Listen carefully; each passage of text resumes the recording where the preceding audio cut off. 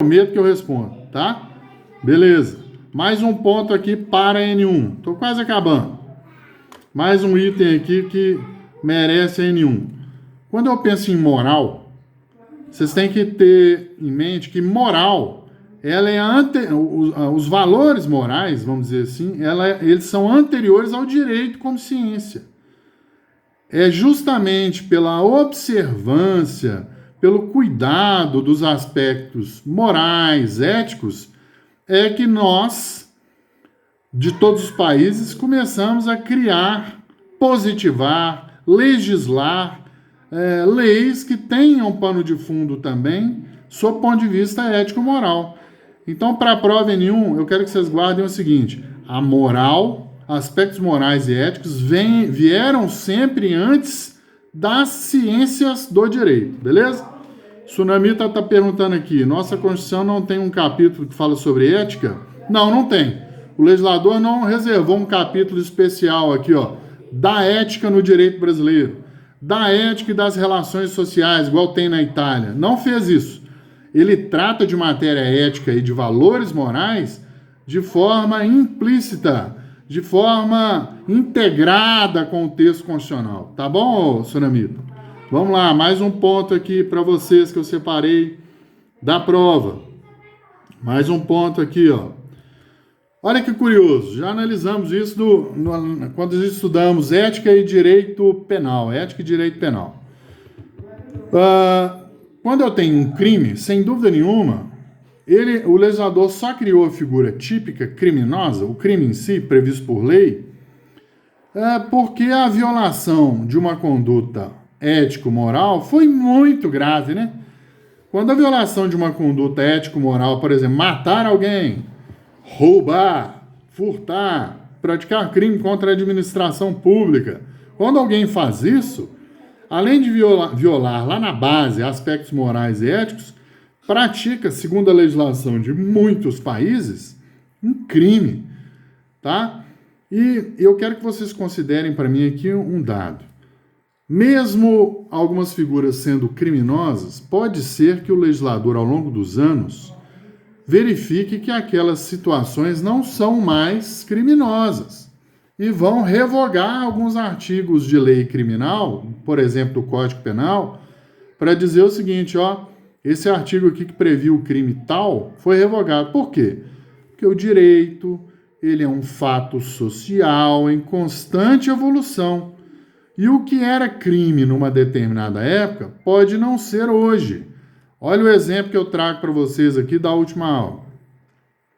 Antigamente nós tínhamos o crime de sedução ou o crime de adultério. Vamos pegar o crime de adultério. Lá no Código Penal, nós temos um capítulo lá dos crimes praticados contra a família. Um dos crimes se chamava adultério, que é quando o cara ou a mulher que é casado, casa de novo.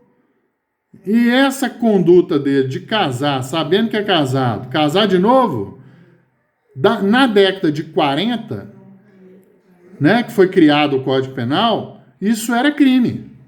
Hoje em dia, isso não é um assunto do direito penal mais. Isso é um assunto lá do direito civil.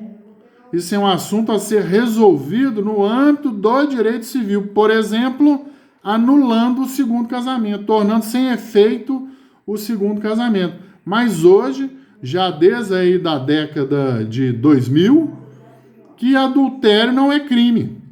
E olha que durou muito, hein? Durou de 1940 até ali por volta dos anos 2000, que adultério ainda era considerado crime.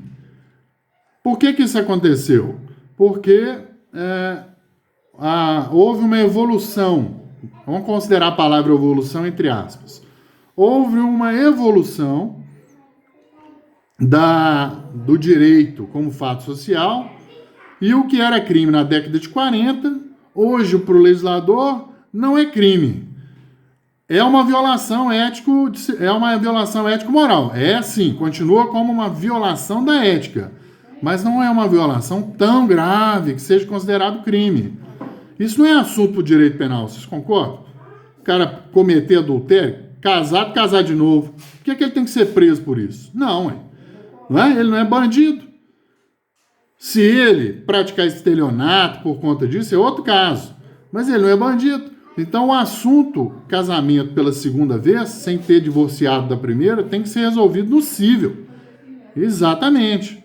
Isso só ocorreu pela evolução do direito como fato social. Tá? Então, eu quero trazer para a NU a seguinte conclusão.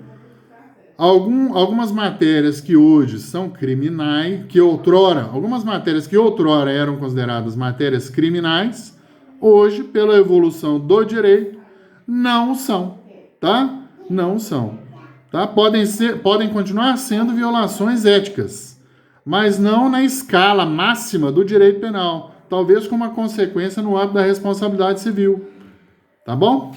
Beleza, esse é mais um ponto que eu queria falar com os senhores. Mais um ponto aqui, deixa eu localizar aqui que eu vou falar aqui para vocês.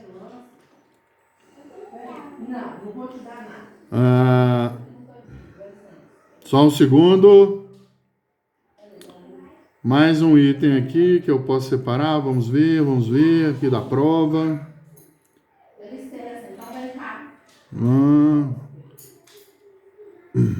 Mais um item para fechar da ética com direito constitucional, para a gente fechar, tá? Estou trabalhando com a prova, hein? Estou analisando a prova.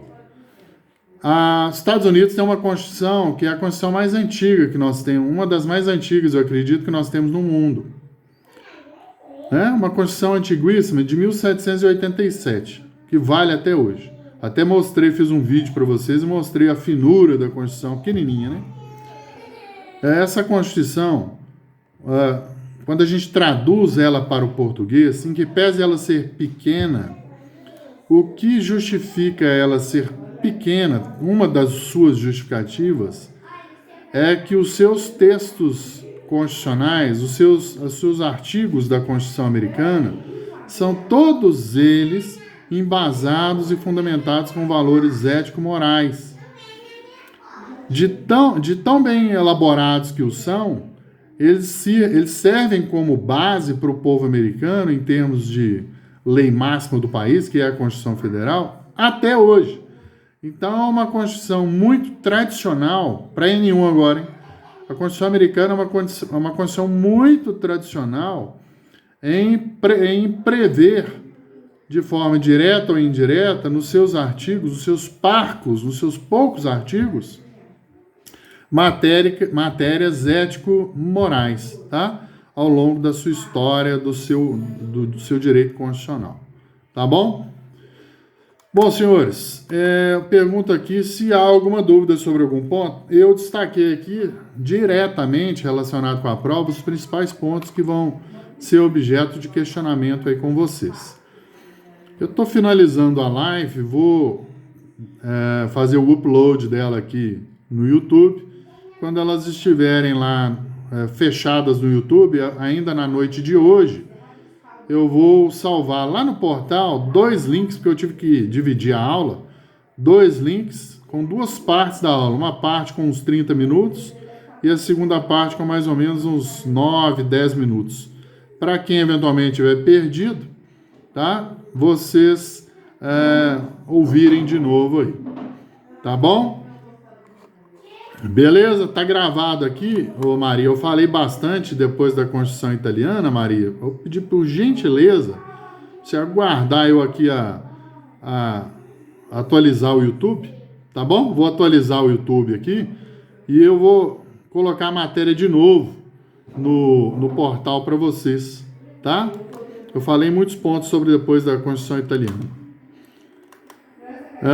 Professor, onde está o texto do exercício? Laudecir, eu disponibilizei lá na plataforma do portal uma atividade de frequência, tá? Só uma atividade de frequência para hoje, que basicamente, como eu não estou dando matéria nova, eu só estou comentando a prova a título de revisão, basicamente essa atividade de frequência é para aferir a presença dos senhores hoje, tá, Laudecir? Então não tem texto. Eu não disponibilizei texto específico justamente porque não tem matéria nova. Os textos são os anteriores que eu havia publicado do professor Naline. Tá bom, Laudecir? Obrigado, viu, querido? Senhores, eu vou caminhando para o encerramento aqui. Já já eu estou colocando essas duas lives no portal para vocês reverem. Sem cortes, tá? Sem cortes. Aí, com calma, para o estudo da prova. Viu? Forte abraço para vocês. Façam uma boa prova. Fiquem atentos ao tempo de prova. São 90 minutos. Tá bom? Façam a prova do começo ao fim aí. E respondam as questões discursivas. Serão, salvo engano, 2 questões discursivas. Respondam da melhor maneira que vocês entenderem. Eu elaborei as questões discursivas de forma cotidiana, tá? São perguntas pessoais que o aluno vai responder do jeito que ele entende melhor. Ele vai dar basicamente a opinião dele. Então, escrevam bastante, façam aí um exercício mental, vocês vão ter tempo aí para escrever, tá? Escrevam aí a resposta bem completinha das 2 perguntas discursivas que estarão na prova, tá bom?